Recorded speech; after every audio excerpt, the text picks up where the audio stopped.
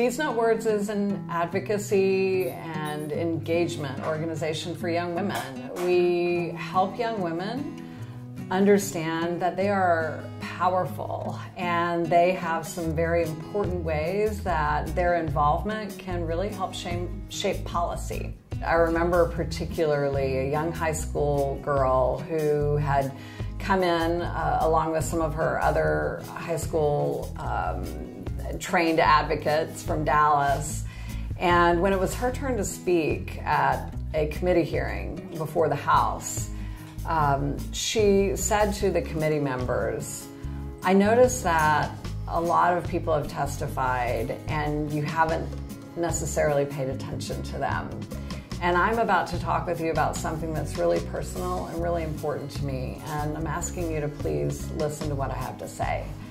What a powerful request, you know, and it showed to me a self-respect and a self-awareness and a willingness to say, I'm worth listening to. And boy, did they listen.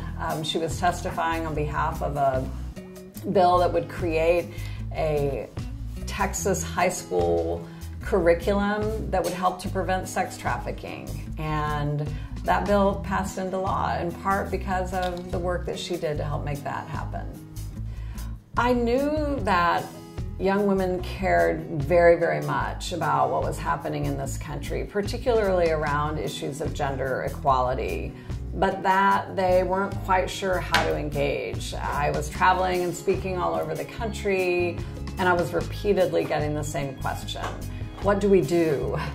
And certainly it is true that this is not a generation that is otherwise engaged and doesn't care about what's happening in the political and policy front.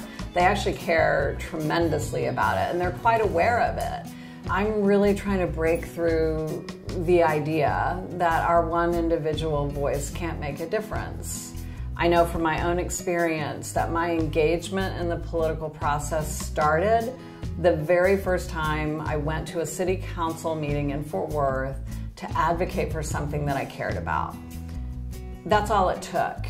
And so I know the power of what it means to show up in those spaces and to use our voices, and that not only can we have an impact in that moment, but it can be life-changing for us in terms of our decision to stay engaged and to possibly run for office one day.